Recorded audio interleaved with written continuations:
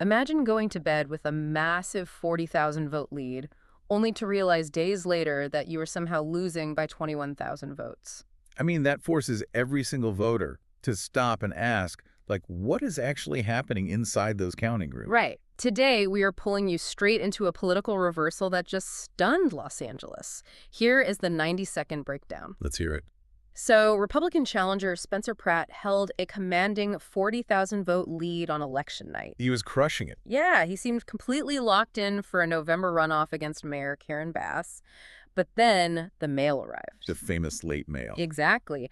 Over the next week, Los Angeles County processed a mountain of 355,000 late-arriving mail-in ballots. And Pratt's lead did not just shrink, it completely vanished. Oh. Progressive candidate Nithya Raman surged past him. She created this massive 60,000-vote swing and knocked Pratt out of the race entirely. Which, a swing that massive, it just changes the entire political landscape of the city. It does. And it also ignites a massive firestorm. A prominent right-leaning YouTube channel is sounding the alarm over potential election interference. Right. They are pointing to these explosive allegations, specifically claims of petitioners paying homeless individuals on Skid Row to forge voter signatures. Which is a huge accusation. It is. So, for this deep dive, we are pulling from official election data notes and a highly skeptical YouTube video transcript. And we should clarify, we're not taking sides here. Exactly. Our mission is to objectively unpack the actual mechanics behind this massive vote swing. We want to explore the starkly different visions these two candidates pitched to the city. Yeah. And we are going to map out these serious allegations of fraud. We will break down exactly what these sources claim, how the voting system actually works, and why this level of public skepticism matters to you. So to understand why the tension over this vote flip is just like boiling over, we have to look at the massive ideological gap between these two candidates. Right. They could not be more different. Exactly. Spencer Pratt, he ran as a Republican, promising to basically bulldoze the current political establishment. He was not holding back. No, not at all. He anchored his entire campaign on public safety. He wanted to clean up the city's streets, increase police presence, and demand strict government accountability. And our notes show he had a deeply personal stake in this, too. Yeah, the wildfire issue. Right. He campaigned heavily on wildfire preparedness because he actually lost his own home in the Palisades fire. Oh, wow. That is incredibly personal. It is. He used that loss to argue that the city government was fundamentally failing to protect its residents. He represented voters who look at Los Angeles and just feel a deep, urgent dissatisfaction. And he offered a strict conservative vision to fix it. But then you have Nithya Raman, who operates on the exact opposite end of the political spectrum. Right. She is way over on the left. Yeah, she represents the Democratic Socialist movement. Her brand of politics focuses really heavily on progressive urban policies and aggressive housing activism. Like rent control and things like that. Exactly. And for example, she strongly opposes hiring more police officers. She argues that those funds should be diverted to social services and tenant protections instead. It is like two doctors looking at the exact same patient. That is a good way to put it. You know, the city is struggling with severe crime and a homelessness crisis, but these two candidates are prescribing completely opposite medicines. Right. One says the city needs strict order and safety enforcement. The other says the city needs social activism and structural reform. And they both see a city in crisis. They just disagree completely on the cure. Yeah, and Raman's platform is so far left that it actually creates friction within her own party. Really? Even among Democrats? Yeah, I mean, even though Mayor Karen Bass is widely known as a progressive herself, her campaign immediately went on the offensive the second Raman secured that runoff spot. Right. The Bass campaign attacked Raman from the center. They did. They hit her hard for allowing homeless encampments near schools. They also attacked her for failing to fight back when federal IC agents operate inside Los Angeles. Which is fascinating. If a progressive mayor feels the need to attack a fellow Democrat for being too radical. It shows just how high the stakes are. Exactly. This is not just a standard political race. It is a battle for the fundamental direction of a major American city. Which is exactly why the election night reversal hit like an earthquake. Oh, absolutely. The conservative base thought they finally had a foothold, and then, over the next few days, the numbers completely flipped. So let's get into the mechanics of that flip. How does a 60,000 vote swing physically happen days after an election is supposedly over? Well, we have to look at the official machinery of California elections. The state operates on a universal mail-in ballot system. Meaning everyone gets one. Right. They mail a physical ballot to every single registered voter in the state. So we are talking about millions of pieces of paper moving through the postal system. And the deadline rules are where the timeline gets really stretched out. Exactly. A ballot legally counts as long as it is postmarked by Election Day. So if you drop your ballot in a mailbox at like 11:00 p.m. on Election Day, it might not reach the county processing center for 3-4 days. But it is still perfectly legal. Yep. That is why Los Angeles County had a backlog of 355,000 mail-in ballots to process after the polls closed. But they do not just, slice the envelopes open and run them through a counting machine, right? Yeah. No, they can't do that. Our sources mention a rigorous verification process. So what does that actually look like on the warehouse floor? So the primary security measure is signature verification. When an envelope arrives, workers cannot open it. First, an automated machine scans the signature on the outside of the envelope. Just the outside. Right. The computer software compares the loops, the slant, and the shape of that signature against the voter's signature on file at the Department of Motor Vehicles. Wait, what happens if I scribbled my signature in a hurry and the machine kicks it out? Does my vote just get thrown away? No, it goes to human adjudication. A trained election worker physically looks at the screen, and they compare the envelope signature to the DMV file. And if they still think it does not match? Then the ballot is flagged. The county then actually contacts the voter and gives them a chance to cure the ballot. Cure it? Yeah, meaning the voter has to prove their identity before that envelope is ever opened. Got it. So officials point to this multi-step physical verification process and insist the late surge of votes is not fraud. They claim it is simply the heavy machinery of democracy churning through a massive volume of paper exactly as the law requires. But the YouTube source we were examining aggressively challenges that official narrative. They really do. Yeah. The narrator asks a very pointed question. Why do these massive, slow-moving ballot dumps always seem to push the Republican candidate out of the race? The source perceives a suspicious pattern. They argue that counting votes for weeks destroys public confidence. Which makes sense from a psychological standpoint. Absolutely. When a voter sees one candidate winning on Tuesday night and then watches that lead slowly bleed out over the next 3 weeks, it breeds a deep psychological distrust. Right. The source argues that an election stretching until July 6th is just fundamentally broken. And they don't just complain about the clock, they attack the rulebook itself. The narrator highlights that California poll workers are legally prohibited from asking for photo ID before handing someone a ballot. Yeah, they see that as a massive vulnerability. Let me stop you there because the source points out something even more jarring. Oh, the gym card thing. Yes. The U.S. Attorney recently revealed you can register to vote in California using a gym membership card.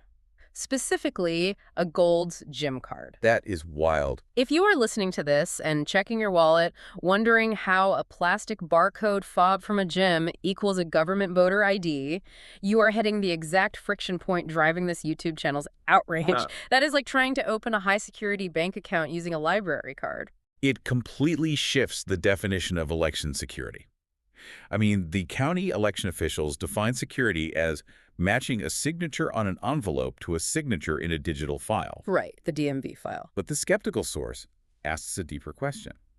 What if the digital file itself is compromised? Oh, I see. If someone can get onto the official voter rolls using a gym membership, how much faith should the public place in the signature verification process? Because if the initial registration is flawed, the verification is just confirming a flaw. Exactly. That skepticism leads directly into the most explosive part of our sources. We are not just talking about systemic frustration over slow mail or gym cards. No, we are talking about actual crimes. Yes, the sources point to localized, documented criminal schemes throwing absolute gas on the fire of public distrust. The focus shifts to downtown Los Angeles, specifically Skid Row. Okay. The sources highlight blatant voter fraud occurring among the homeless population. Fraudulent petitioners are reportedly running an exploitation scheme. So walk us through the mechanics of that scheme. How does it work on the street? According to the sources, these petitioners approach homeless individuals and offer them $2 or $3. $2 or $3. Yeah. And in exchange for the cash, the homeless individual forges the name, address, and signature of an actual registered voter on a piece of paper. So they are buying forged signatures for the price of a cup of coffee. Yes. And they point to the specific prosecuted case of Brenda Lee Brown Armstrong. Right. She was in our notes. She openly admitted to running this exact operation. She paid people on Skid Row $2 or $3 to sign ballot initiative petitions. Wow. And she also took it a step further. She gave homeless individuals her own personal address. Wait, why? She instructed them to use her address to register to vote as new voters. Wait, I need to understand the financial incentive here. Why is she spending her own money to get people to sign things? Because she operates as a bounty hunter for signatures. Oh, a bounty hunter. Yeah, petitioners often get paid per signature or per new voter registration they collect. It is a volume game. Ah, so she makes a profit. Right. By paying a homeless person $2, she secures a signature she can turn around and submit for a higher payout. It was a pure financial hustle. That is crazy. And the Department of Justice stepped in, prosecuted her, and explicitly called this case just the tip of the iceberg. They actually said that. Yeah. They used Armstrong to demonstrate how easily someone can corrupt the state's official voter rolls. Hold on, we need to connect some dots here because I'm confused. Okay. You just walked us through a rigorous signature verification process. You mentioned automated scanners, DMV files, and human adjudication. Right. If that system is so tight, how does a random person on Skid Row forging a name for $2 actually pass the test? That is the critical analytical gap we have to examine. So, the sources show the Skid Row fraud was heavily focused on ballot initiative petitions and registering new voters with fake addresses. Okay, so new registrations. Right. A forged signature on a petition might eventually get thrown out when checked against the DMV, but Armstrong still got paid her bounty up front. Because the group paying her didn't know yet. Exactly. Furthermore, if she successfully registers a new voter using a fake address and a fake signature, she corrupts the foundation. Right, going back to what you said earlier about the roots. Exactly. When that fake voter later casts a mail-in ballot, the signature on the envelope matches the fake signature on the fraudulent registration file. Because the file itself is fake. Right. The machine passes it because it matches the corrupted source. So the fraud bypasses the security by attacking the roots, not the branches. Exactly. But this brings up a massive question about scale. The YouTube source clearly uses the Brenda Lee Brown Armstrong case to suggest the entire Los Angeles election is a rigged setup. They do. Do our notes contain any statistical evidence that this $2 street hustle was widespread enough to single-handedly generate a 60,000 vote swing? No, they do not. That is a massive leak in logic. Mm-hmm. The sources provide concrete proof that localized fraud occurred. I mean, Armstrong admitted to it, and the DOJ prosecuted her. The crime is real. It is real, but the leap from a few fraudulent bounty hunters on Skid Row to a coordinated, county-wide 60,000 vote swing, that is massive. The sources do not provide hard data linking this specific street scheme directly to Nithya Raman's sudden surge in votes. So the YouTube channel is taking a proven, localized vulnerability and using it to cast a shadow over an entire statewide system. Yet they are using the existence of the fraud to argue that the official safe and secure narrative is a lie. Right. The narrator argues that county officials do not actually know how far the fraud spreads because they do not actively investigate it. They rely on the DOJ to catch the sloppy ones like Armstrong. So regardless of whether this vote swing was driven entirely by slow-moving mail-in ballots or influenced by alleged fraud, the reality on the ground is the exact same. Right. The results are the results. Spencer Pratt is out. The city will choose between two progressive candidates in the runoff. What does this outcome reveal about the broader political tension in Los Angeles? It exposes a deep ideological frustration running through the conservative source.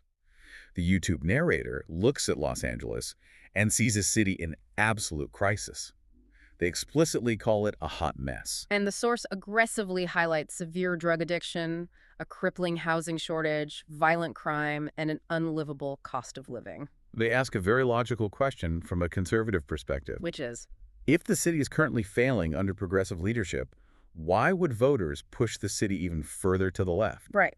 Why would a city struggling with homelessness embrace socialist housing policies instead of demanding strict law and order from someone like Spencer Pratt? The narrator cannot comprehend why a patient dying from one medicine would demand a higher dose of the exact same medicine. Exactly. Because the outcome defies their political logic, they conclude the mechanics of the election must be broken. Because it doesn't make sense to them any other way. Right.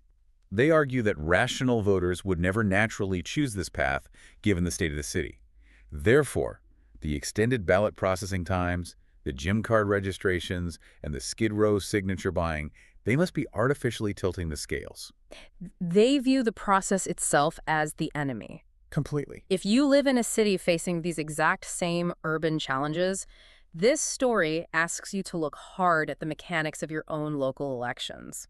Think about the timeline. Yeah, the timeline is huge. If a system takes weeks to process paper, and residents can register using a gym fob, and bounty hunters are getting arrested for buying signatures on the street for $2, it creates a massive cloud of doubt. It really does. The core issue here is not just who wins the mayor's office. It is